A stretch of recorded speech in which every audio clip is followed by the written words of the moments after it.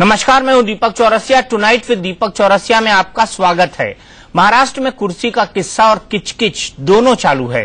UP और NDA दोनों गठबंधनों में सीटों के बंटवारे का पेंच फंसा हुआ है। इस सियासी रस्साकशी में क्या सोचती है महाराष्ट्र की जनता, इस सवाल पर इंडिया न्यूज का बड़ा सर्वे आपको दिखाएंगे और सर्वे पर बड़ी बहस भी होगी। लेकिन पहले इस वक्त की बड़ी खबरें। महाराष्ट्र में कायम रहेगी बीजेपी शिवसेना की दोस्ती। सीटों के बंटवारे पर आज रात उद्धव ठाकरे से मिलेंगे ओम माथुर। समझौते के फॉर्मूले पर लग सकती है आखिरी मुहर। अब की बार महाराष्ट्र में किसकी सरकार, विधानसभा चुनाव पर इंडिया न्यूज का बड़ा सर्वे देखिए बस थोड़ी देर में। अल-कायदा की धमकी पर प्रधानमंत्री नरेंद्र मोदी का बड़ा बयान। सीएनएन से इंटरव्यू में कहा, हिंदुस्तान के मुसलमान देशभक्त भारत के लिए जिएंगे, भारत के लिए मरेंगे। यूपी के खनन मंत्री गायत्री प्रजापति के बिगड़े बोल। बीजेपी सांसद योगी आदित्यनाथ को कहा, आतंकी बोले आश्रम में पड़ी रेत तो मिलेगा हथियारों का जखीरा। दिल्ली में बंगला छीनने के बाद ब्लैकमेल पर उतरे अजीत सिंह। 12 तुगलक रोड को चौधरी चरण सिंह स्मारक बनाने पर अड़े। वेंकैया नायडू ने कहा, धमकी से नहीं डरेगी सरकार। और ब्रिटेन से अलग नहीं होगा स्कॉटलैंड। जनमत संग्रह में 54% लोगों ने किया साथ रहने का फैसला। डेविड कैमरून ने कहा, स्कॉटलैंड के प्रति बड़ी जिम्मेदारी।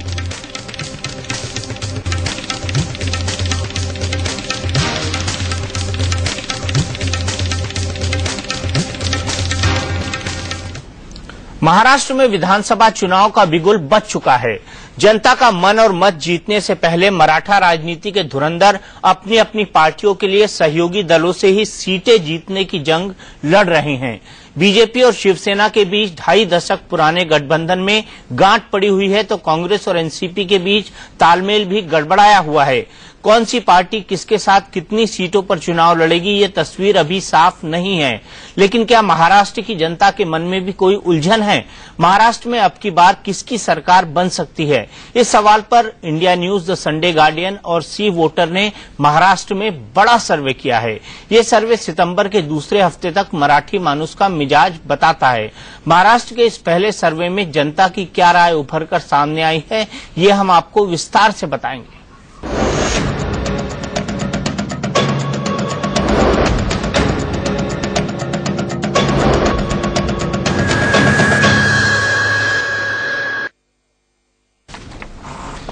तो इस बड़े सर्वे में हमारे साथ कई सारे मेहमान जुड़े हुए हैं। हमारे साथ बीजेपी के नेता जीवीएल नरसिम्हा राव हैं। हमारे साथ कांग्रेस के सपोर्टर शहजाद पूनावाला हैं, जो कांग्रेस के स्पोक्स पर्सन भी हैं। हमारे साथ एनसीपी लीडर नवाब मलिक साहब हैं। हमारे साथ प्रेम शुक्ला हैं, एडिटर दोपहर के सामना के। हमारे साथ आलोक मेहता जी हैं, वरिष्ठ पत्रकार। हमारे साथ मनीष अवस्थी हैं, हमारे पॉलिटिकल एडिटर। और हमारे साथ प्रभु चावला हैं, हमारे इन हाउस एक्सपर्ट और साथ ही साथ सीनियर जर्नलिस्ट, सच्ची बात के एंकर, सबसे पॉपुलर शो हमारे चैनल पर। और सबसे पहले चित्रा के पास चलते हैं। चित्रा हमें बताएंगी पहला आंकड़ा। बिल्कुल, सबसे पहला आंकड़ा हम आपको बताएंगे और सवाल सबसे बड़ा यही है कि अब की बार महाराष्ट्र में किसकी सरकार, किसका कुर्सी का सीएम कौन होगा, सभी की निगाहें इस बात पर टिकी हुई हैं। और इसी वजह से इंडिया न्यूज, सी वोटर और द संडे गार्जियन का ये सर्वे है। और इस सर्वे के पहले सवाल की ओर हम आते हैं। बीजेपी शिवसेना गठबंधन टूटा तो किसको कितनी सीटें? यूपीए को 175, बीजेपी को 47, शिवसेना को 36, एमएनएस को 15 और अदर्स को 15। लेकिन इसके पहले आपको बता दें, दरअसल दोनों ही पार्टियों को लेकर इस बात का पसोपेश है कि गठबंधन रहेगा, टूटेगा, रहेगा, टूटेगा। और बड़ी खबर ये आई है कि गठबंधन पर सहमति तो बन रही है, लेकिन सीटों का टकराव अभी भी बना हुआ है। और इसी वजह से किसी फाइनल नतीजे पर न ही शिवसेना पहुंच पा रही है और न ही बीजेपी। इसीलिए पहला सवाल मराठी मानुष के बीच जाकर हमारा यही था कि अगर गठबंधन टूटा बीजेपी और शिवसेना का, तो देखिए दोनों की हालत कितनी बुरी हो जाती है। यूपीए 175 यानी कि जो बहुमत का आंकड़ा है 145, उससे 30 ज्यादा उसे मिल जाएंगी। जबकि बीजेपी को सीधे सीधे बहुमत से 98 सीटें कम यानी कि 47, शिवसेना को 36 सीटें सिर्फ बहुमत से 109 सीटें कम और एमएनएस 15, अदर्स 15 पर। आगे बढ़ते हुए अब अपने दूसरे सवाल की ओर हम आ जाते हैं। हमारा दूसरा सवाल था, बीजेपी अगर एमएनएस के साथ मिलकर चुनाव 36 सीटें सिर्फ बहुमत से 109 सीटें कम और एमएनएस 15, अदर्स 15 पर। आगे बढ़ते हुए अब अपने दूसरे सवाल की ओर हम आ जाते हैं। हमारा दूसरा सवाल था, बीजेपी अगर एमएनएस के साथ मिलकर चुनाव लड़े तो, हालांकि इसकी संभावना बहुत कम है। हो सकता है थोड़ी देर के बाद इस बात का ऐलान कर दिया जाए कि गठबंधन कायम रहेगा और सीटों का बंटवारा भी हो जाए, लेकिन दरअसल पसोपेश बाकी है और राजनीति में अगले समय क्या हो जाए कुछ कहा नहीं जा सकता है। इसीलिए हमारा दूसरा सवाल मराठी लोगों के बीच जाकर था, बीजेपी अगर एमएनएस के साथ मिलकर चुनाव लड़ेगी तो क्या होगा। बीजेपी और एमएनएस को मिलाकर 107 सीटें, यानी कि अभी भी 38 कम है बहुमत के आंकड़े से, जबकि यूपीए 140 यानी कि बहुमत के आंकड़े 145 से 5 सीटें कम। तो ये हमारे दो सवाल हैं, लेकिन सबसे जो महत्वपूर्ण सवाल वो ये कि बीजेपी अगर शिवसेना के साथ मिलकर मैदान में गई तो आंकड़ा क्या होगा, ये हम आपको बताएंगे आगे। लेकिन उसके पहले दीपक जी, दिलचस्प ये जानना कि अगर दोनों ही पार्टियां अलग होती हैं तो उसके बाद दोनों ही बहुत बड़े नुकसान में रहेंगे और शायद ये दोनों ही पार्टियां नहीं चाहेंगी। जी हाँ, बिल्कुल, दोनों बहुत बड़े नुकसान में रहेंगी और दोनों ही पार्टियां ये नहीं चाहेंगी। सबसे बड़ी बात यहां पर यह है कि अभी अभी जो खबर मुंबई से आ रही है उसके मुताबिक ओम माथुर शिवसेना के नेताओं से मिले हैं और उसके बाद दोनों तरफ से ये कहा गया है कि ये गठबंधन जारी रहेगा। जो सीटों को लेकर उलझन है उसको सुलझा लिया जाएगा। आज देर रात तक या कल सुबह तक इस उलझन को सुलझा लिया जाएगा, यानी गठबंधन जारी रहेगा। और गठबंधन अगर जारी रहेगा तो दोनों के बीच क्या होगा, तो किस तरह का समीकरण बनेगा, तो महाराष्ट्र में किसकी सरकार मिलेगी, इस पर हम बातचीत करेंगे और ये हमारे सर्वे का आखिरी सवाल में रहेगा। तो पिक्चर अभी बाकी है मेरे दोस्तों, हम बड़ी बहस शुरू करते हैं। मेरा सबसे पहला सवाल प्रेम शुक्ला के पास होगा। प्रेम शुक्ला जी, अगर गठबंधन टूट जाता है तो सत्ता आपके हाथ से फिसल जाएगी, क्या इस बात का एहसास है आपको?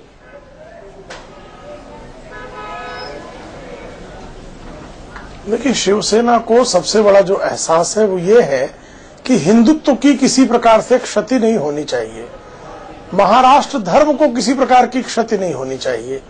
महाराष्ट्र धर्म को क्षति न पहुंचने पाए और हिंदुत्व को क्षति न पहुंचने पाए, शिवसेना की प्राथमिकता हमेशा यही रही है।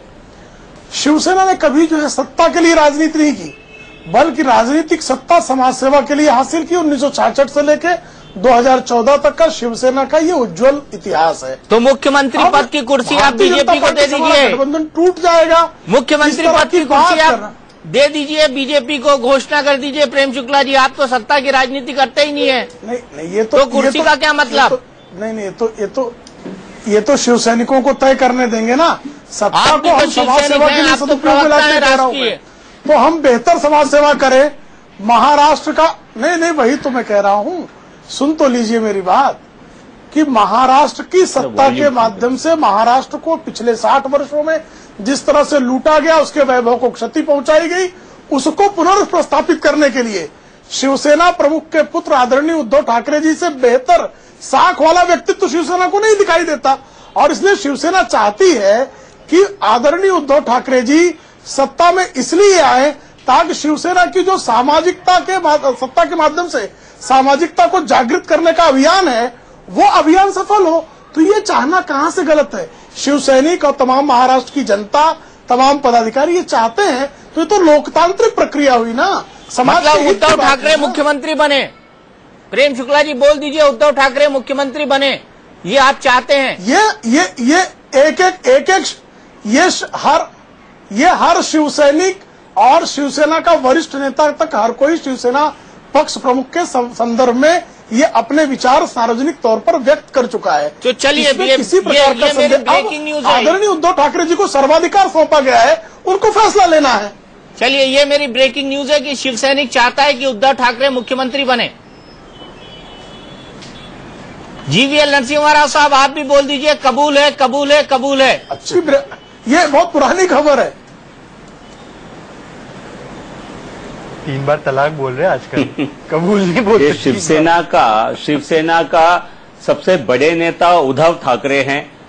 उद्धव ठाकरे जी सबके लिए, शिवसेना के लोगों के लिए मान्य है। ये कोई न्यूज नहीं है, ये कोई बड़ा विषय नहीं है। उद्धव ठाकरे जी उनके नेतृत्व यदि करना चाहते हैं, मुख्यमंत्री पद के लिए रहना चाहते हैं, हर शिवसैनिक चाहेंगे। लेकिन आपको मान्य है कि तो आप इसका भाजपा ने बिल्कुल साफ किया है। हम सुनिए, सुनिए, हमने कहा है ये विषय हमारे सामने ये है कि कांग्रेस और एनसीपी को सत्ता से बाहर करना, उनके कुशासन से जनता को विमुक्ति देना, महाराष्ट्र की जनता को, वो हमारी प्राथमिकता है। और गठबंधन के एक दल होने के नाते शिवसेना का इस प्रकार का बंद हो गया, कट गया। अच्छा, शायद जीवीएल नरसिम्हा राव साहब तक हमारी आवाज नहीं पहुंच रही है।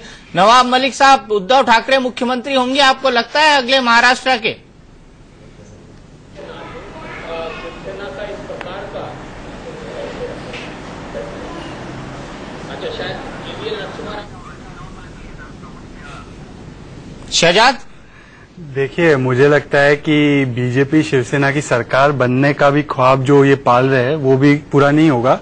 और आप काजी बनने की काफी कोशिश कर रहे हैं कि इनका निकाह हो जाए, पर जिस प्रकार से चल रहा है मुझे तो लगता है कि 3 बार तलाक होने का मामला है। 2 बार तो तलाक हो चुका है। अरे भाई, मियां बीवी राजी तो क्या करेगा काजी तो बीवी राजी है यहाँ पे। अभी बताऊंगा मैं आपको सर्वे आगे। मैं आपको बता सकता हूँ कि 2-3 चीजें हुई है और प्रभु चावला जी इस पे ज्यादा गौर भी दे सकते हैं हमें। पहले तो बीजेपी का स्टैंड है कि दिल्ली में नरेंद्र और मुंबई में देवेंद्र, और यहाँ पे शिवसेना कह रही है उठा महाराष्ट्र, मतलब उद्धव ठाकरे चीफ मिनिस्टर। और ये ऐलान भी हो चुका है कि विनोद तावड़े, नितिन गडकरी कोट पहनने वाले, अमित शाह ने उनको बोल दिया है कि कोट पहनने वाले कोई सीएम नहीं बनेंगे। ये प्रभु चावला जी जानते इसलिए हंस रहे हैं यहाँ पे। मुझे तो नहीं लगता कि ये दोनों पार्टी जो सत्ता का भूख दिखा रही है, इनको सत्ता हासिल होगी और इनकी जरूर अलायंस भी टूटने वाली है। कांग्रेस में कोई भूख नहीं है सत्ता की। देखिए, हमारा जो फॉर्मूला है वो काफी क्लियर है और जो भी सबसे लार्जेस्ट फॉर्मूला है आपका, जो सबसे लार्जेस्ट पार्टी होती है उसी का सीएम बनता है। ये पृथ्वीराज चौहान जी ने पिछली बार तो लार्जेस्ट पार्टी एनसीपी थी, उसका सीएम बनाया नहीं था आपने। कांग्रेस आज भी भूल गए आप। हुआ था वो नहीं, चुनाव हुआ था तब लार्जेस्ट पार्टी एनसीपी थी जनाब, आप भूल गए। देखिए, बाई इलेक्शन के बाद आपने सीटें एक के बाद एक बढ़ाई हैं। देखिए, जो फॉर्मूला कांग्रेस और एनसीपी दोनों को मान्य है और इसमें दोनों के बीच में कोई टकराव नहीं है। फॉर्मूले की बात नहीं कर रहा हूं। आप जब चुनाव जीते थे तब एनसीपी सिंगल लार्जेस्ट पार्टी थी। 8 दिन तक 12 दिन तक निगोशिएशन चली थी। शरद पवार को दिलीप कुमार जी ने मनाया था और मैं आपको क्या बताऊं। तो अब मान गए, जो फॉर्मूला था उस पर मान गए बात पे। और आज थोड़ा हिस्ट्री भी पढ़ के आया करो यार। तो आज वास्तविकता ये है कि कांग्रेस सबसे ज्यादा बड़ी पार्टी है कि नहीं है विधानसभा में। अब हुई बड़ी पार्टी, तो जब विधानसभा में सबसे बड़ी पार्टी है उसी का सीएम होना सबसे लाजमी है, तो वो होगा। और अगर कल कोई सिचुएशन बदलती है तो उस हिसाब से डिसीजन लिया जा सकता है। प्रभु, आपको क्या लगता है, ये जो सर्वे है जो ये कह रहा है कि शिवसेना और बीजेपी का गठबंधन टूटता है तो यूपीए फिर से पावर में आ जाएगी, क्या ऐसा करने देगी बीजेपी और शिवसेना? क्या ये गठबंधन टूटेगा, आपको लगता है? मेरे को नहीं लगता है गठबंधन टूटेगा, क्योंकि दोनों के हित में यही है कि जुड़ के रहें। अभी वो जो प्रेम शुक्ला जी बात कर रहे थे हिंदुत्व की, कि हिंदुत्व को हम नुकसान नहीं होने देंगे, क्योंकि Shiv Sena basically core Hindutva agenda को लेकर चलती है, उसमें कॉम्प्रोमाइज वो नहीं करते हैं। इसलिए वो टूटने से पहले सोचेंगे कई बार, क्योंकि सत्ता से बाहर वो बहुत दिन रहे हैं। कॉर्पोरेशन के अंदर रूल कर रहे हैं, जैसे दिल्ली की कॉर्पोरेशन के अंदर बीजेपी 15 साल से रूल कर रही थी और 15 साल में असेंबली में हारती आ रही थी। तो असेंबली में यहाँ पर भी हारते आ रहे हैं, इसलिए इनको लगता है कि इस बार असेंबली पे कब्जा करना चाहिए। तो उसमें वो इकट्ठे होंगे, सीटें ऊपर नीचे करने की बात आएगी। पर ये जो भी कह रहे थे अपने भाई बैठे हैं साथ में कि इसमें से देवेंद्र बनेगा या कोई और बनेगा, इसके ऊपर चीफ मिनिस्टर को लगता है कि इतनी सारी सीटें जीत ली बीजेपी ने। अगर पार्लियामेंट की सेगमेंट्स को देखे जाए, असेंबली सेगमेंट्स के अंदर, तो बीजेपी शिवसेना बहुत ज्यादा आगे है। अगर उसी फार्मूले के ऊपर टिकट बढ़ती हैं, जो नहीं बढ़ेगी 119 वाले 191 के अंदर जो है, उस हिसाब से शिवसेना कहाँ आती है। पर शिवसेना बिना बीजेपी के जीत नहीं सकती, जैसे आपके आंकड़े भी बता रहे हैं, उसके ऊपर विश्वास करते चले। बीजेपी के बिना शिवसेना बिल्कुल वहां पर 50 का आंकड़ा भी कास्ट करेगी या 40 का भी करेगी, मेरे को शक पड़ता है। और शिवसेना के बिना बीजेपी 100 का आंकड़ा कास्ट करेगी, मेरे को इसके अंदर भी शक है। तो दोनों के हित में यही है कि वो मिलकर के इलेक्शन लड़ेंगे और शायद हो सकता है फैसला हो जाए। पर इस पे कॉम्प्रोमाइज होना मुश्किल हो जाएगा कि शिवसेना का मुख्यमंत्री नहीं बने, कि पहले से जैसे कांग्रेस वाले कह रहे हैं कि हमारा मुख्यमंत्री हमेशा रहा है, इस बार भी रहना चाहिए, इस तरह वो भी कहेंगे शिवसेना हमारा मुख्यमंत्री रहा रहना चाहिए। जैसे बादल है, अकाली दल है वहां पर, तो इस तरह बड़ी पार्टी दिल्ली में रहेगी, छोटी पार्टी प्रदेशों में रहेगी। ये एक अंडरस्टैंडिंग शुरू से चलती आ रही है। मेरे को लगता है उसको ब्रेक करने में नहीं। पर इसमें सबसे बड़ी बात जो नजर आती है कि एमएनएस के साथ अगर वो जाती है बीजेपी, तो सीटें ज्यादा मिलती हैं दोनों को। तो इसका मतलब एमएनएस की पॉपुलैरिटी आपके सर्वे से हिसाब से काफी अच्छी है कि दोनों मिलकर के 107 सीटें लेके आ सकते हैं। तो ये भी अंदर से हो सकता है, जैसे गडकरी साहब मिलते रहते थे उनको जाकर के कि एमएनएस के साथ मिलकर के हम सरकार शायद बना लें। तो ये असेसमेंट हो रही है, पर मेरे को लगता है गठबंधन टूटेगा नहीं।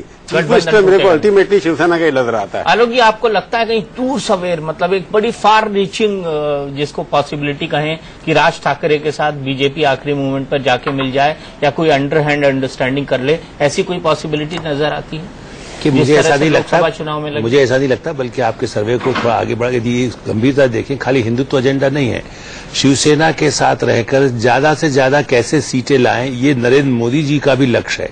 क्योंकि मैं एक बात, राज्यसभा में वो बहुमत चाहते हैं, वो किसी भी दोनों जो भी अब चुनाव होते हैं, ये ठीक है छोटे उपचुनाव उत्तर प्रदेश और उनको भूल जाए, लेकिन अब जो विधानसभाओं के चुनाव हैं उसमें नरेंद्र मोदी जी की रणनीति, चूंकि वो 2019 और 2024 के बारे में सोचते हैं, उससे पहले उन्हें राज्यसभा में बहुमत चाहिए। महाराष्ट्र विधानसभा में अच्छा बहुमत लाने के लिए उनकी एक मजबूत, उसी तरह से कांग्रेस एनसीपी की भी यही जरूरत है। यदि वो दोनों मिलकर रहेंगे, और इसलिए मेरा मानना है कि वो ऐसा नहीं करेंगे। ये जरूर कि कांग्रेस चाहती जरूर है कि ये गठबंधन टूटता है और कुछ हद तक एमएनएस से भी जो कुछ नुकसान उनको हो सकता है, जो हिंदू वोट तो उनका भी है, उस तरह से कांग्रेस का उस एमएनएस के साथ तो फिर भी थोड़ा चलता है प्रत्यक्ष अप्रत्यक्ष रूप से, लेकिन बीजेपी की, लेकिन मुख्यमंत्री पद के लिए मुझे नहीं लगता कि उद्धव ठाकरे को माने बिना शिवसेना के लोग भी आसानी से मानेंगे। मुश्किल शिवसेना की यह है कि उनके पास पूरे प्रदेश में अपने बल पर वो चुनाव तो लड़ नहीं सकते। प्रेम शुक्ला जी इस बात को मानेंगे न, शायद वो इतनी वो करेंगे। इसलिए दबाव बना करके उद्धव ठाकरे जी पर एक मौखिक सहमति ले, इसकी कोशिश होगी। मौखिक सहमति ले इसकी कोशिश होगी। चित्रा, अगले दो सवालों पर चलें।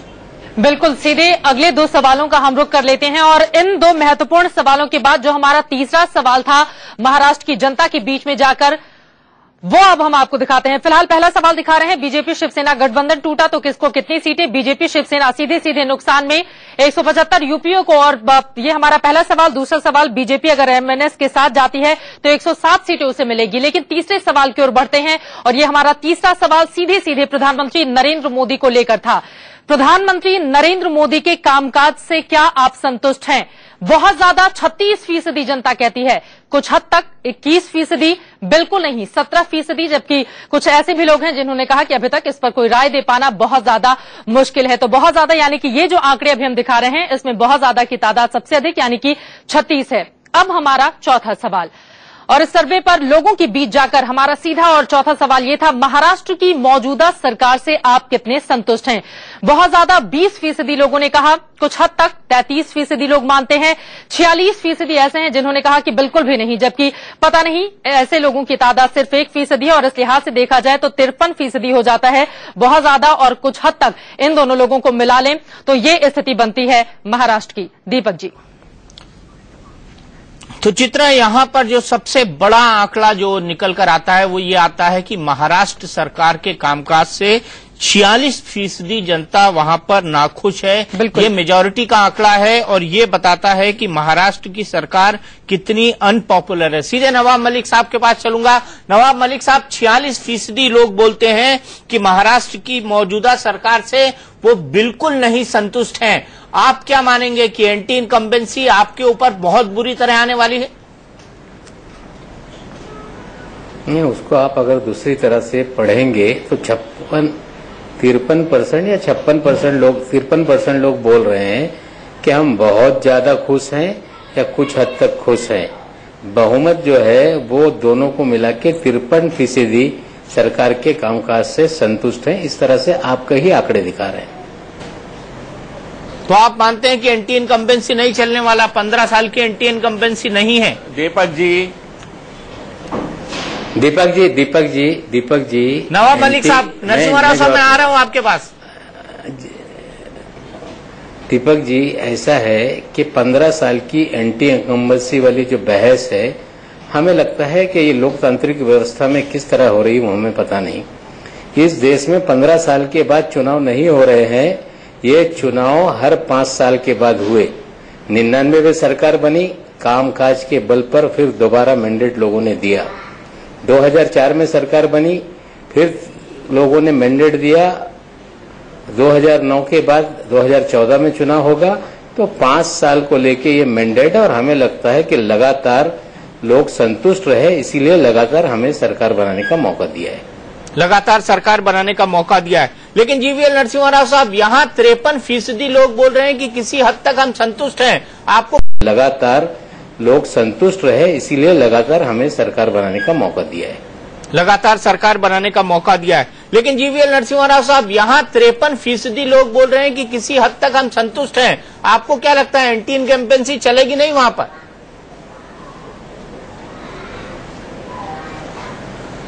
बहुत जोर से चलेगी, क्योंकि जब लगभग आधा मतदाता कह रहे हैं हम बिल्कुल नाखुश है उस सरकार से, और उसी की आंकड़ा आप केंद्र सरकार कर देखिए, केंद्र सरकार के तरफ मुड़कर देखिए, वो आंकड़ा सिर्फ 17% है।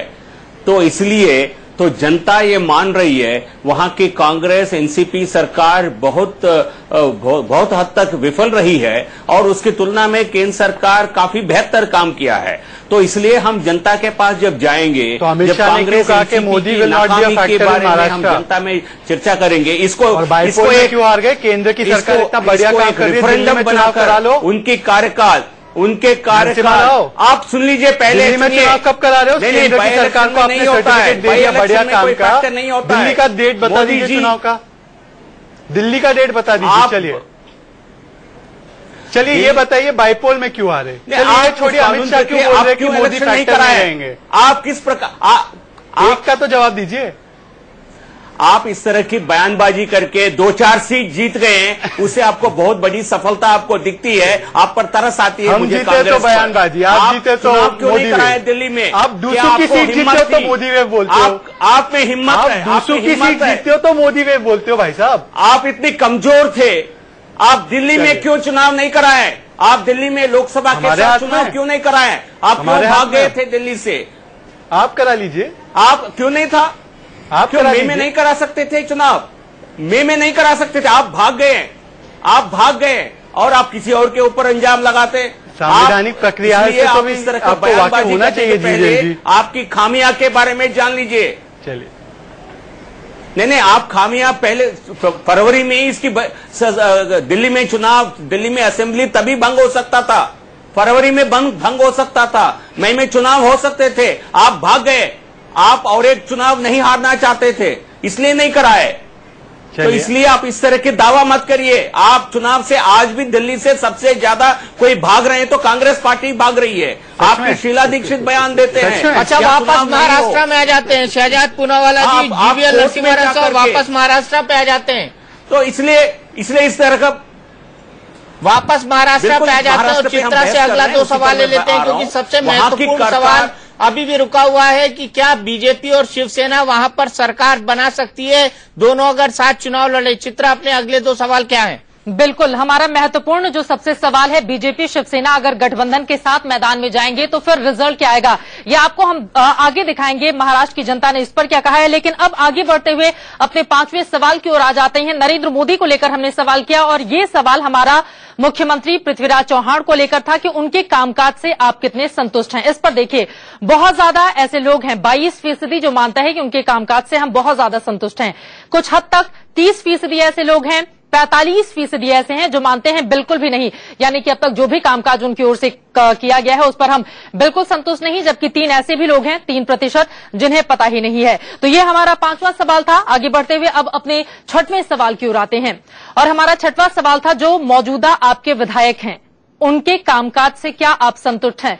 बहुत ज्यादा ऐसे लोगों की तादाद है, 28%, कुछ हद तक 28% ऐसे लोग हैं बिल्कुल नहीं, 39% ऐसे लोगों का मानना है, जबकि पता नहीं ऐसे 5% हैं। तो दीपक जी, अगर इन 2 सवालों के लिहाज से हम देखें और खासकर अगर मुख्यमंत्री के सवाल को लेकर, तो बीजेपी और शिवसेना को और जोर लगाना होगा, क्योंकि 22% लोग हैं जो मानते हैं उनके कामकाज से बहुत ज्यादा संतुष्ट हैं और कुछ हद तक 30% ऐसा लोग मानते हैं। सीधे चलते हैं हमारे सहयोगी मनीष अवस्थी के पास। मनीष भाई, यहाँ पर पृथ्वीराज चौहान के कामकाज से संतुष्ट हैं बहुत ज्यादा, 22% और कुछ हद तक 30%। तो 22 और 30% को अगर जोड़ा जाए तो 52% हो जाता है। तो इससे तो पृथ्वीराज चौहान पास हो गए, तो उनको फेल होने की गुंजाइश कहां बचती है? देखिए दीपक भाई, जहां तक फेल होने की बात है पृथ्वीराज चौहान की, नवाब भाई बैठे हुए हैं। नवाब भाई के पार्टी के अपने वरिष्ठ नेता जो कि उनके अपने सहयोगी है उप मुख्यमंत्री अजीत पवार, ये खुद मानते हैं कि 4 सालों में जो काम लेकर जाओ मुख्यमंत्री के पास वो कह तो देते हैं हो जाएगा, लेकिन वो फाइल पर दस्तखत कराने के लिए एड़ी चोटी की ताकत लगानी पड़ती थी। नवाब भाई भी मानेंगे कि पृथ्वीराज चौहान के नेतृत्व में कितने काम उनके अपने हो पाए और जनता के हो पाए। लेकिन जहां तक बात करें गठबंधन की, तो सबके मन में जो लड्डू फूट रहे हैं वो लड्डू फूट रहे हैं मुख्यमंत्री को लेकर कि मुख्यमंत्री कौन बनेगा। एनसीपी के अजीत पवार भी चाह रहे हैं। ये तो 2009 में ये साफ हो गया था कि अजीत पवार ने पूरी कोशिश कर ली थी कि मुख्यमंत्री वो बने। तो इस बार भी कोई भी दल में ऐसा कोई व्यक्ति नहीं है या ऐसा कोई नेता नहीं है जो नहीं सोच रहा कि मुख्यमंत्री उसके अपने दल का हो। गठबंधन हो वहां तक ठीक है, लेकिन हर कोई चाह रहा है कि मुख्यमंत्री उसके दल का हो। और यही विवाद की जड़ है, यही सीट शेयरिंग, यही सीट के बंटवारे और सीट के रीडिस्ट्रीब्यूशन की सबसे बड़ी वजह। जहां तक पृथ्वीराज चौहान के कामकाज की बात करें तो वो किस सुस्त रफ्तार में फाइलें आगे बढ़ती हैं, ये कई बार बातें भी सामने आई हैं। तो आखिर इस कामकाज को लेके अजीत पवार ने तो एक उदाहरण तक दे दिया था कि कराड़ की सड़कें अगर आप देखें, कराड़ की सड़कें जहां से मुख्यमंत्री खुद आते हैं, ये बुरे हाल और खस्ता हाल में थी कि जब मैं वहां से गुजर रहा था तो मुझे थोड़ी सी ग्लानि महसूस हुई कि ये मुख्यमंत्री का अपना विधानसभा क्षेत्र है जहां की सड़कों का ये खस्ता हाल है।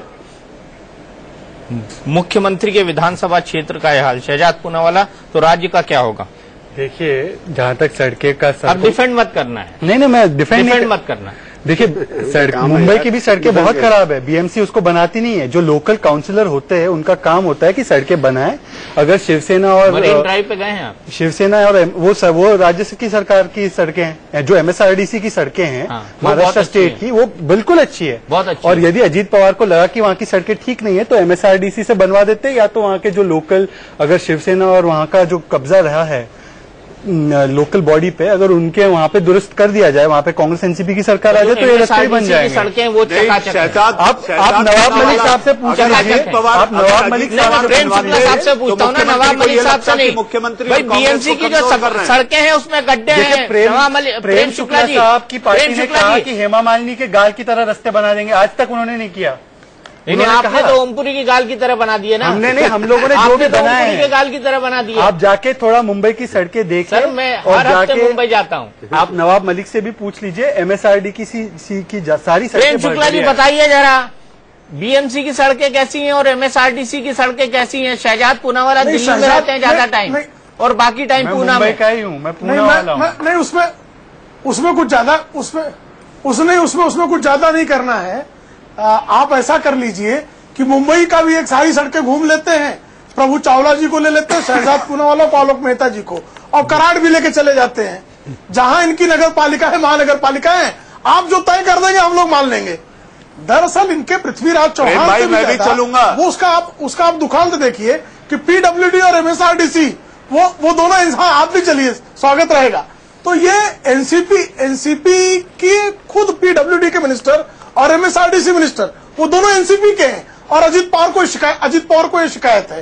तो आप समझिए कि हमारे मंत्रियों का काम, जैसा मनीष जी ने बताया, मुख्यमंत्री जो हैं वो कांग्रेस के सारे मंत्रियों और सारे एनसीपी के मंत्रियों को परेशान करने के लिए बैठे थे। और ये सारी शिकायतें सोनिया जी तक विधायकों और सांसदों ने की है, सूची भी पढ़ी जा सकती है। उसके बावजूद भी यदि वो लोकप्रिय है तो उनके इस चमत्कार को थोड़ा तो सलाम करना पड़ेगा। अगर में नया स्टेट हाईवे बना है कि नहीं बना है, उनके पक्ष में नया RTO आया कि नहीं आया है, शायद प्रेम शुक्ला जी थाने और दादर के बाहर नहीं निकलते। कराड़ में जो स्टेट द्वारा बनाई गई नई हाईवेज भी है, नए रास्ते भी है। अजीत पवार, जहां तक मेरी समझ है, अजीत पवार जो है वहां के जो लोकल रास्ते जो ठीक नहीं बनते, क्योंकि बीएमसी जैसे कब्जाया है शिवसेना और बीजेपी ने, वैसे तरह के अगर काउंसिलर हो तो आपकी कोई रास्ते नहीं बनने। मतलब आप ये कह रहे हैं शुक्ला ये है कि दादर के बाहर निकलते नहीं, मतलब ये पता नहीं है, थाने और दादर के अलावा इनका काम नहीं होता। मतलब ये है कि सीएम की अपनी कॉम्प्लेक्स गए होंगे दीपक जी, आप बांद्रा कुर्ला कॉम्प्लेक्स गए? इंटरनेशनल नहीं बनाया इन्होंने, देखा है। ये महाराष्ट्र स्टेट का बनाया हुआ है। दीपक जी एक और महत्वपूर्ण पक्ष, दीपक जी एक और महत्वपूर्ण पक्ष बताइए। दक्षिण कराड़ की जिस सीट को सीएम लड़ना चाहते हैं, रोज समाचार पत्रों प्रकाशित हो रहा है कि विलास काका पाटिल जो है जो उनके ही पार्टी के मंत्री रहे हैं वो सीएम के लिए सीट छोड़ने को तैयार नहीं है। मतलब लोकप्रियता का आलम तो देखिए कि उनके दल के विधायक जो है वो अभी फॉर्म भरे खड़े हैं, हम इंडिपेंडेंट लड़ेंगे, मुख्यमंत्री को सीट नहीं देंगे। दीपक जी एक बात जोड़ दे।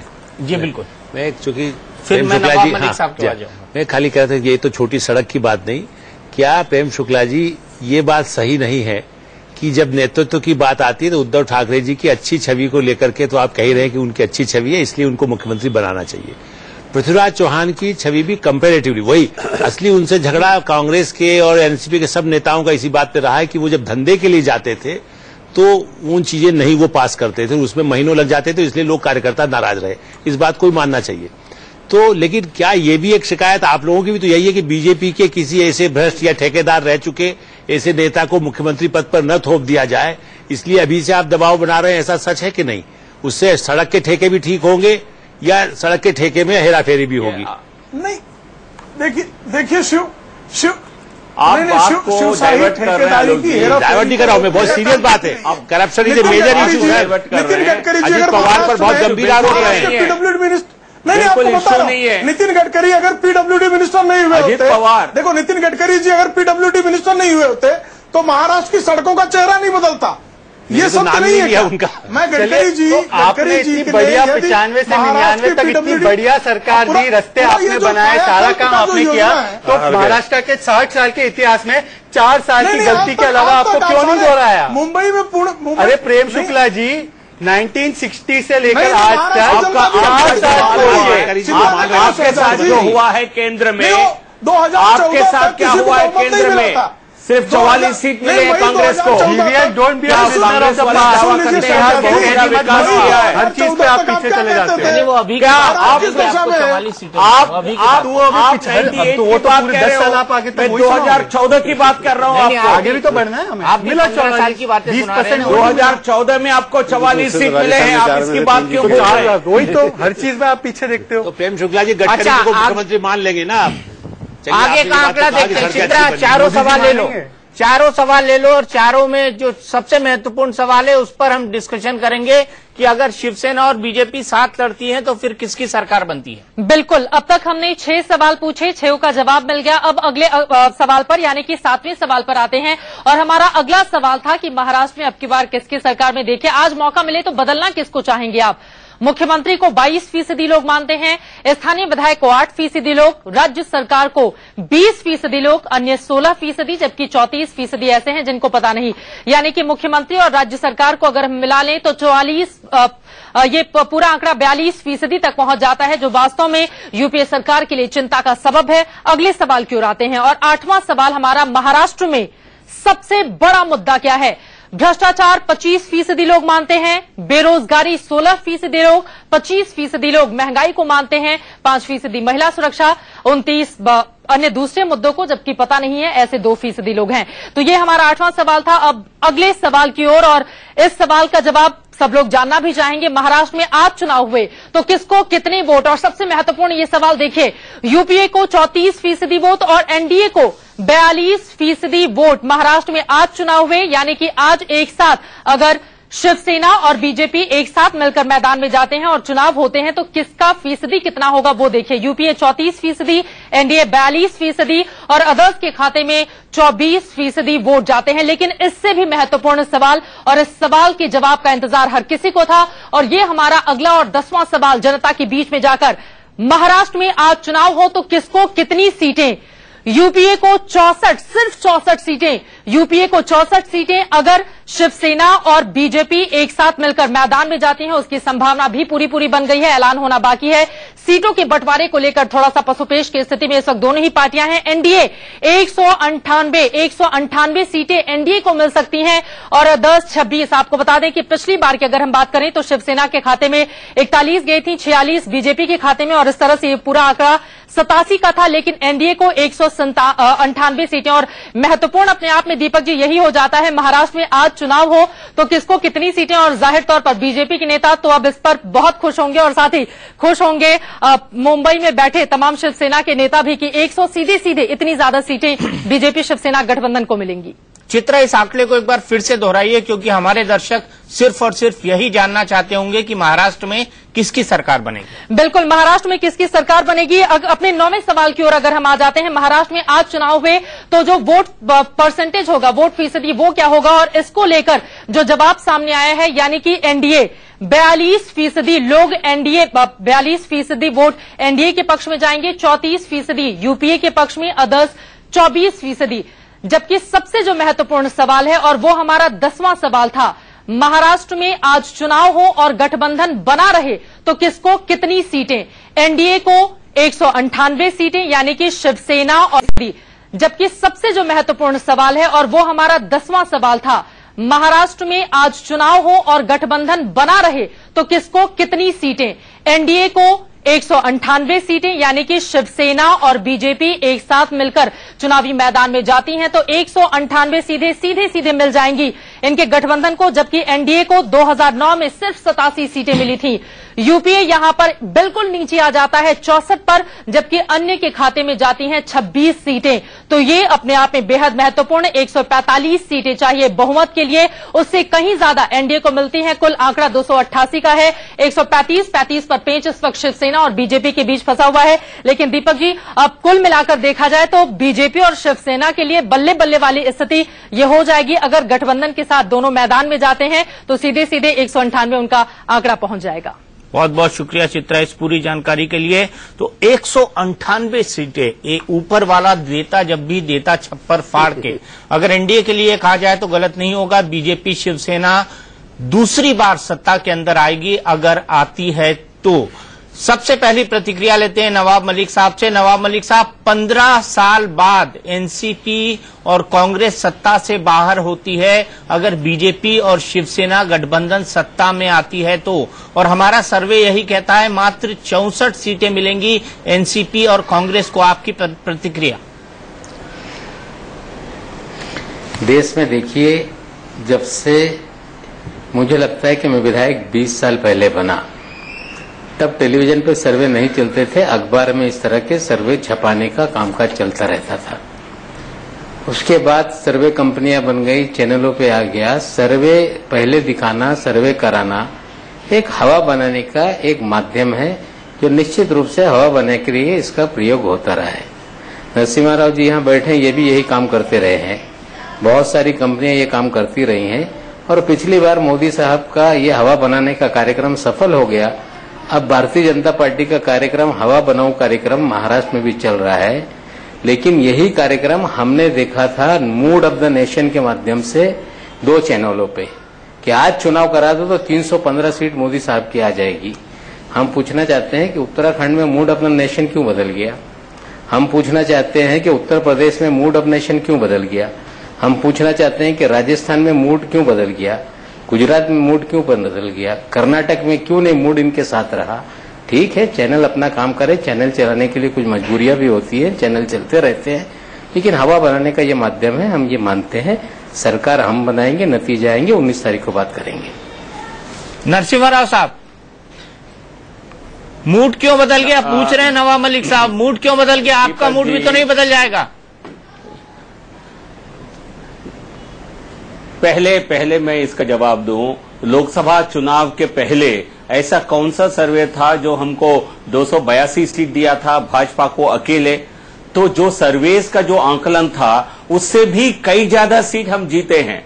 तो किसी सर्वे के आधार पर कोई पार्टी जीती है ये कहना, मैं समझता हूं जनता और जनता की जो समझ है उस पर किसी प्रकार का प्रश्न चिन्ह लगाने वाली बात होती है। जनता बहुत समझदार है, जनता किसी के सर्वे के आधार पर अपना वोट नहीं बनती, वोट की मन नहीं बनाती है। ये बिल्कुल मैं समझता हूं ऐसा आरोप नहीं लगाना चाहिए, क्योंकि जो सच्चाई है, खुलेआम बोल रहा हूं, लोकसभा का आरोप आपका धंधा है, वो बोल रहे हैं हम देखना नहीं चाहती। ये पैसे के माध्यम से जो खेल पूरे देश में चला रहे हो नरसिम्हा जी, और जनता के सामने हम रख रहे हैं।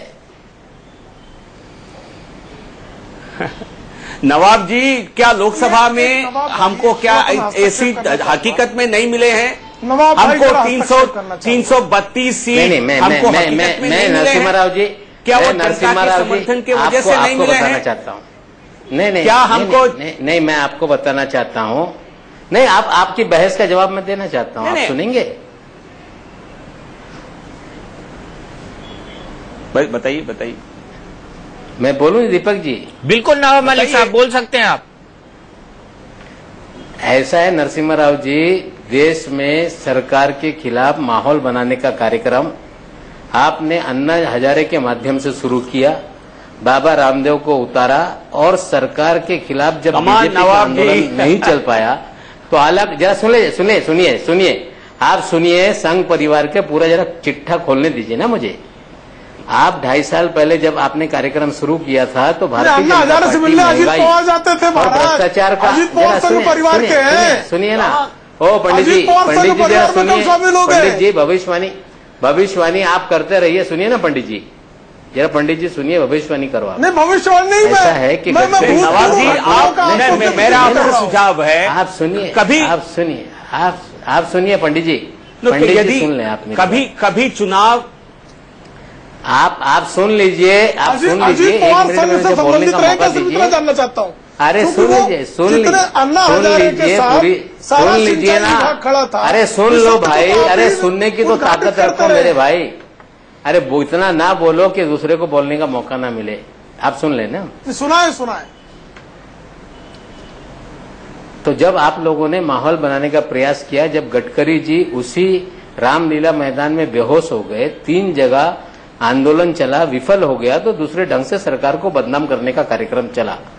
सरकार के खिलाफ माहौल था, इसी तरह सर्वे के माध्यम से उसको और हवा दी गई और निश्चित रूप से लोग बदलाव चाहते थे, उसका फायदा मिल गया। क्या ऐसी बात है कि 3 महीने के भीतर नतीजे उलट रहे हैं? क्यों बदलाव चाहते थे? जनता के भी समझ में आ गया क्या था क्या नहीं। नहीं, अब वही है, गुमराह एक बार कर लो आप, उसके बाद सच्चाई जब पता चलती है तो साहब आंकड़े तो यही कह रहे हैं, महाराष्ट्र में भी बदलाव चाहते हैं। अब सच्चाई आपका आंकड़ा है, ये उस कंपनी का है, सीओटर का, जो पैसे मांग रहा था, वो देशमुख साहब जो ऑन टीवी स्टिंग ऑपरेशन में जो एक चैनल ने दिखाया, यही देशमुख साहब पैसा दे दो, आपके फेवर में सर्वे बना देंगे। नहीं, हम इसको डिनाई करते हैं साहब, हम इसको डिनाई करते हैं। नहीं, कैसे नवाब जी, हम इसको डिनाई करते हैं नवाब मलिक साहब। Sting operation news express channel ने देशमुख साहब के नहीं सी वोटर जो है उसके बारे में, जो एक्सप्रेस टीवी है उसने पहली बार जब लॉन्च किया तो इनको स्टिंग करके बेनकाब करने का काम किया है। हम इसको कंप्लीटली डिनाई करते हैं, ये हमारा इंडिपेंडेंट और इम्पार्शियल सर्वे है। नहीं, देशमुख साहब ने कहा क्या किया, इससे हमको कोई मतलब नहीं है। सर्वे के संदर्भ में सी वोटर के दो पैसे मांग रहे थे, ये अगर ये सर्वे आपके फेवर में होता तो आप कुछ नहीं बोलते वाला। देखिए, नहीं, मुझे लगता है हम कभी सर्वे के सहारे कोई राजनीति नहीं करते। अच्छा ठीक है, पैसे के बल पे माहौल बनाने का ये कार्यक्रम है। दीपक जी, मैं मुद्दे पे बोल रहा हूं। हमारा विषय महाराष्ट्र चुनाव। देखिए, हर बार ट्रेलर को देख के फिल्म कैसी होगी इसके बारे में जीवीएल नरसिम्हा राव ना बोले तो बेहतर है। कभी ट्रेलर कह रहे हैं पिक्चर अभी बाकी है मेरे दोस्त। नहीं, तो हम वही कह रहे हैं, और इस पिक्चर के हीरो है दीपक जी, मुझे जरा जवाब। अरे शुक्ला जी, आपको भी ले लेंगे फिल्म में, आप 2 मिनट चुप बैठिए। कौन सा रोल देंगे? Negative villain role. नहीं, विलन रोल। वो तो आपके लिए चिल्लाने का तो पृथ्वीराज, अरे शुक्ला जी मौका दीजिए, आप क्या ये मातोश्री नहीं है, ये मातोश्री नहीं कि आप ही बोलते रहेंगे। नहीं दीपक जी, आप चुप बोलने के लिए भी आप क्या? ये बहुत एम्प्लॉई जो मेरे को चुप बोलेगा। चलिए शुक्ला, ये अच्छा है। चलिए, नए एम्प्लॉई आए हैं जो सबको चुप करने के लिए कहते हैं, चुप रहो। चलिए, आपका हो गया, कॉमेडी भी आप कर लेंगे। तो मैं ये कह रहा हूं कि इस फिल्म के हीरो पृथ्वीराज चव्हाण, जो ये लोग कहते थे Modi is a very decisive leader, 6 गुना ज्यादा महाराष्ट्र में निवेश आया है। मनीष जी कहते कि स्लो है पृथ्वीराज चव्हाण डिसीजन मेकिंग में, तो 6 गुना कैसे आ गया? और इस फिल्म की सुपरहिट ब्लॉकबस्टर होगी, 25 साल भी पूरे हो गए इस फिल्म के, आप देखना। और आज बाकी सब ठीक है शहजाद, मुझे ब्रेक में जाना है, सिर्फ एक सवाल का जवाब। पृथ्वीराज चव्हाण हीरो होंगे, हीरोइन कौन जी? हीरोइन आपके पार्टी के प्रवक्ता। ये जनता के लिए जो हम लोग कार्यक्रम ले जा रहे हैं, ये सही मायनों में ये फिल्म का एजेंडा होगा। हीरोइन कौन होगी? हीरोइन शहजाद, हीरोइन कौन होगी? हीरोइन के बिना फिल्म नहीं बनती इस देश में, नहीं, और चलती भी नहीं है। हम हीरो और हीरोइन में अंतर नहीं रखते। हमारे लिए तो सारे अंतर नहीं हो तो हीरोइन भी बताइए ना। हमारे छगन भुजबल होंगे, छगन भुजबल हीरोइन, अजीत पवार होंगे, ये सवाल नारायण राणे होंगे। मुझे नहीं लगता कि हमें इस प्रकार से बात करनी चाहिए। अगर आप हीरोइन को कम आंकते हो हीरो के साथ तो ये आपकी नजरिए की खोट है। हीरोइन आज तो कटरीना कैफ शाहरुख खान से भी आगे निकल चुकी है। आपकी फिल्म की कैटरीना कैफ कौन है? आपकी फिल्म की कैटरीना कैफ कौन है, मुझे ये बता दीजिए। हमारे फिल्म की कैटरीना कैफ, अगर आप इस लैंग्वेज में पूछ रहे हो तो महाराष्ट्र में कांग्रेस एनसीपी का वो गठबंधन है जिसने इतना बढ़िया काम किया इस देश के लिए और प्रदेश के लिए। चलिए ब्रेक लेते हैं, ब्रेक के बाद बात करेंगे प्रभु चावला और आलोक मेहता जी से और उनका पर्सपेक्टिव लेंगे कि क्या वाकई शिवसेना और बीजेपी को इतना तगड़ा मैंडेट मिल सकता है महाराष्ट्र के अंदर। इंडिया न्यूज का सर्वे कहता है कि महाराष्ट्र में अगर आज चुनाव होते, महाराष्ट्र के चुनाव में आज चुनाव नहीं होते, महाराष्ट्र में चुनाव होने वाले हैं और इन चुनाव के अंदर हमारा सर्वे कहता है कि अगर बीजेपी शिवसेना साथ मिलकर चुनाव लड़ती है, साथ मिलकर चुनाव लड़ेगी, जिस तरह के संकेत मिल रहे हैं, जिस तरह के पॉलिटिकल डेवलपमेंट आज हुए हैं, उसके बाद तो बम्पर मेजॉरिटी मिलेगी। 198 सीट्स मिल सकती हैं बीजेपी शिवसेना को साथ मिलाकर। हमारे साथ वरिष्ठ मेहमानों का एक पैनल है। प्रभु, 198 पॉलिटिकल डेवलपमेंट आज हुए हैं, उसके बाद तो बम्पर मेजॉरिटी मिलेगी। 198 सीट्स मिल सकती हैं बीजेपी शिवसेना को साथ मिलाकर। हमारे साथ वरिष्ठ मेहमानों का एक पैनल है। प्रभु, 198 सीट्स बम्पर मेजॉरिटी, कितनी संभावना लगती है इसको? नहीं, जिस तरह का वोट परसेंटेज आप दिखा रहे हैं 42 और 34, उसमें तो पॉसिबिलिटी है कि अभी जो इलेक्शन हुआ है पहली बार इतनी बड़ी संख्या में कांग्रेस को सीटें, एनडीए को सीटें मिली हैं 42 या 43 और कांग्रेस को इतनी कम मिली हैं, तो उस प्रोपोर्शन में अगर वोट थोड़ा कम भी होगा तो इतनी सीटें मिल सकती हैं। क्योंकि 15 साल की, जैसे दिल्ली में हुआ, शीला सरकार 15 साल तक रही, बड़ी मेजोरिटी से रही, उसके बाद 8 सीटों पर आ गई 70 में से। तो ये इम्पॉसिबिलिटी नहीं है, परंतु देखिएगा ट्रेंड की मई से लेकर के अभी तक लोकल इलेक्शंस के अंदर मोदी फैक्टर, क्योंकि अभी तक तो है मोदी चुनाव लड़ रहे थे 542 सीटों पर, मोदी की वजह से भारतीय जनता पार्टी जीती है, ना कि भारतीय जनता पार्टी की वजह से मोदी जीते हैं। ये फैक्ट है, सबको मानना पड़ेगा। अब मई से लेकर के अभी तक 52 बाई इलेक्शन हुए असेंबली के अंदर, उसके अंदर बीजेपी की सबसे बड़ी हार हुई है असेंबली लेवल के अंदर। अभी रिसेंट इलेक्शन के अंदर 30 में से 11 सीटें जीते हैं कुल जाकर के, सब जगह उनकी अपनी सीटें थी, वो हार गए। उनके एमपी जो इतने 3-3 लाख वोटों से जीत करके आए हैं, उमा भारती जैसी कॉन्स्टिट्यूंसी के अंदर भी वहां असेंबली सीट आ गई जबकि वो जीत चुकी थी वहां से। तो असेंबली फैक्टर्स बड़े इंपॉर्टेंट होते हैं, परंतु जिस तरह से एंटी इनकम्बेंसी चल रहा है, अगर शिवसेना बीजेपी इकट्ठा रहते हैं, सर्वे हमेशा ट्रेंड बताता है, परंतु जो एमएलए के रिजल्ट आए हैं, चाहे बिहार में देख लीजिए, चाहे यूपी में देख लीजिए, राजस्थान में फॉर एग्जाम्पल एकदम वाइप आउट हो गई थी कांग्रेस, 4 में से 3 और उसमें से 1 सीट ऐसी है जो 26 साल से बीजेपी कभी हारी नहीं, वो भी हार गए उसके बाद।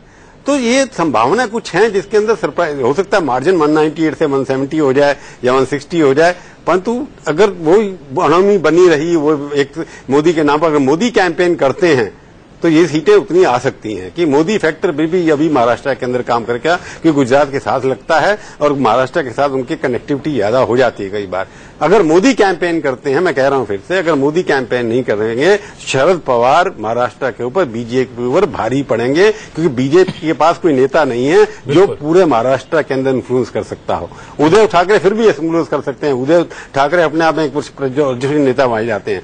एब्सेंस ऑफ जो स्ट्रांग लीडर बीजेपी के वहां पर हो जाए, चाहे फडणवीस की बात करें, अच्छे आदमी है, उनकी इमेज भी अच्छी है, जैसे उन्होंने कहा देवेंद्र जी हैं, पर वहां पर बहुत सारे बड़े नेता हैं बीजेपी के, पर राष्ट्र अपने प्रदेश लेवल के अंदर अगर कोई नेता नहीं है जो सबको अट्रैक्ट कर सके, सबको लेकर के चले, बीजेपी चुनाव जीत सकती है, मेरे को इसकी संभावना है। परंतु नरेंद्र मोदी बीजेपी को चुनाव वहां पर जितवा सकते हैं, फैक्टर बन सकते हैं। अगर नरेंद्र मोदी कैंपेन नहीं करेंगे, उतनी तेजी से नहीं करेंगे, तो बीजेपी की संख्या कम हो सकती है, 198 पे नहीं होगी। आलोक जी, बहुत संक्षेप में आपको क्या लगता है, नरेंद्र मोदी कितना टाइम दे पाएंगे हरियाणा और महाराष्ट्र दोनों को मिलाकर? जी सर, मुझे तो लगता है कि वो कोशिश पूरी करेंगे और ये पार्टी ने जब अभी तक जो खबरें मिली हैं कि नरेंद्र मोदी यदि कैंपेन करेंगे तभी ज्यादा सीटें मिलेंगी, ये तो है ही।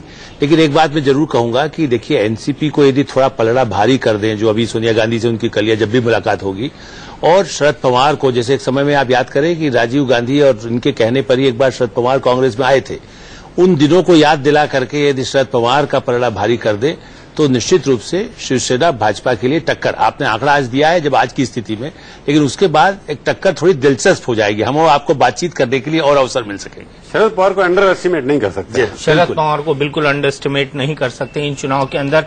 लेकिन मनीष भाई, चलते चलते आखिरी सवाल, राज ठाकरे की इन चुनाव में क्या भूमिका होगी और क्या राज ठाकरे को हम अंडर एस्टिमेट कर रहे हैं?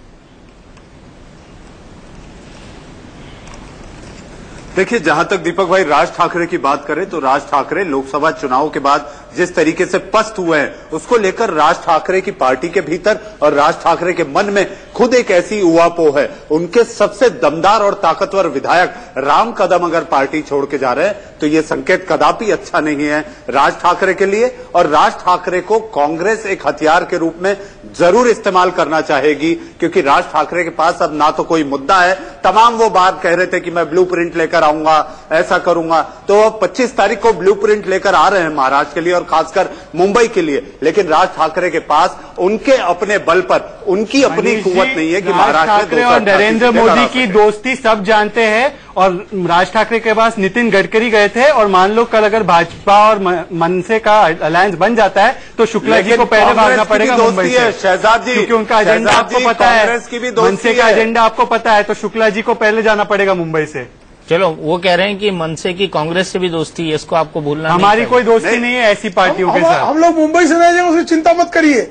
मुझे चिंता है मनसे और शिवसेना का एजेंडा क्या है नॉर्थ इंडियंस के खिलाफ, आप जानते हो शुक्ला जी। आप नहीं भी बोल सकते तो भी आप जानते हो भैया किसको बोल के मारा जाता है, यूपी वाले भैया किसको बोल के मारती है। चलो शहजाद, मुझे यही रोकना पड़ेगा। प्रेम शुक्ला जी, आप तमाम मेहमानों का बहुत बहुत शुक्रिया। तो महाराष्ट्र में जो चुनाव हो रहे हैं उसमें इंडिया न्यूज के सर्वे ने आपको जो सबसे बड़ी बात बताई है वो ये बताई है कि महाराष्ट्र चुनाव के अंदर हमारे सर्वे के अनुसार बीजेपी शिवसेना अगर साथ मिलकर चुनाव लड़ती हैं, जिसके संकेत हमको मिल रहे हैं, तो वो बम्पर मेजॉरिटी के साथ वहां पर चुनाव जीतेंगे।